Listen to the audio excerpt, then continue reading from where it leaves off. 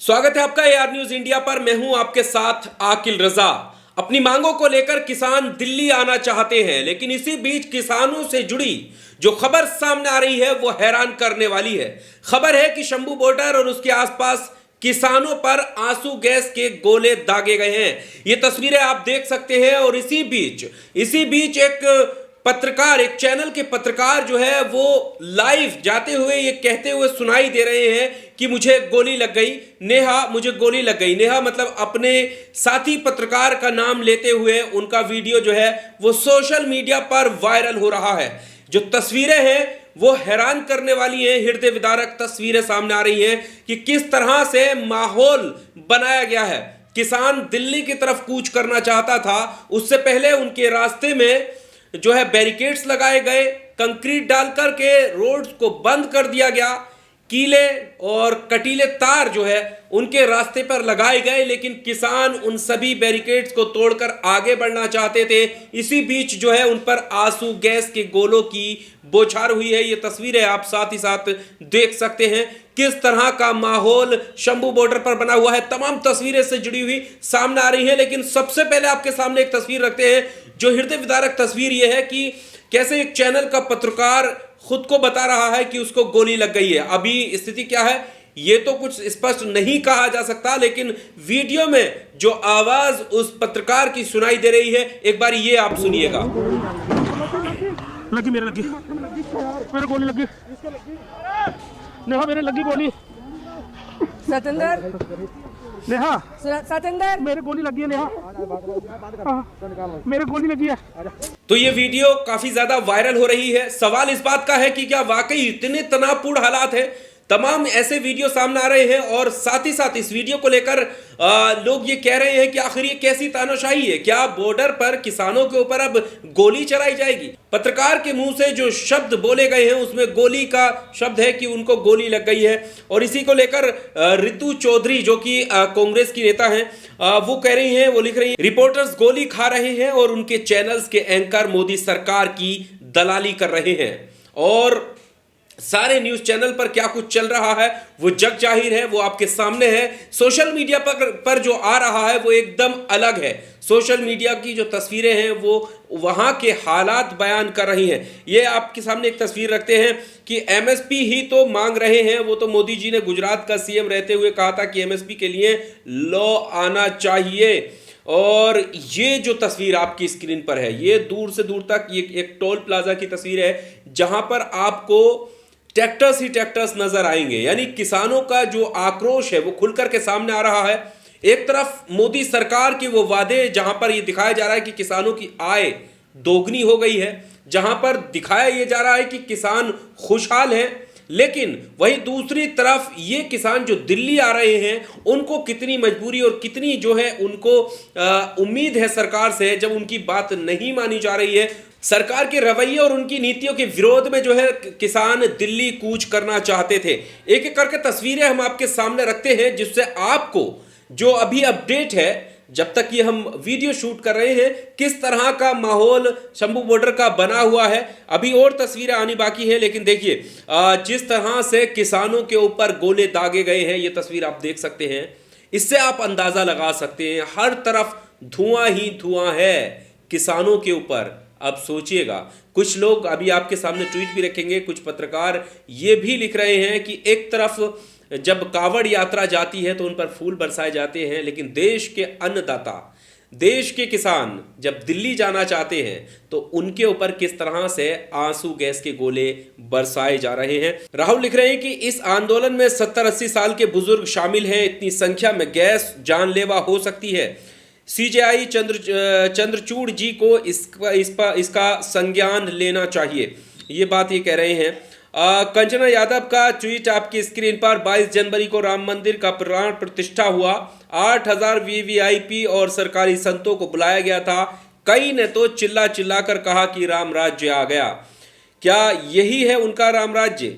8000 VVIP और सरकारी संत जिनको बुलाया गया था, उसमें से अभी तक कितने लोगों ने मोदी द्वारा किसानों पर किए जा रहे अत्याचार पर आवाज उठाई है? ये बात कंचना यादव कह रही हैं, जो कि आरजेडी की प्रवक्ता हैं।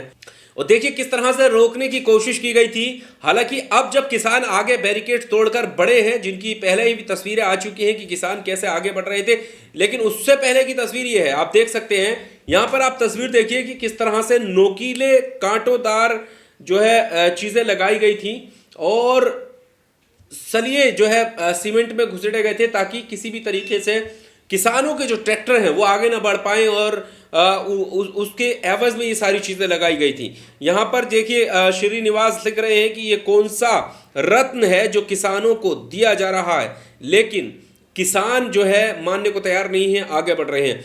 आम आदमी पार्टी की तरफ से क्या कुछ कहा गया है ये आपकी स्क्रीन पर। जनरल कायर ने किसानों पर अत्याचार चालू कर दिया है। किसानों के लिए इतनी नफरत क्यों है बीजेपी वालों, ये सवाल पूछा जा रहा है आम आदमी पार्टी की तरफ से। लेकिन तस्वीरें सब कुछ बयां कर रही हैं कि इतनी धुंध, यानी आप सोच सकते हैं कि अगर इतनी धुंध है तो फिर कितने गोले आंसू गैस के बरसाए गए होंगे।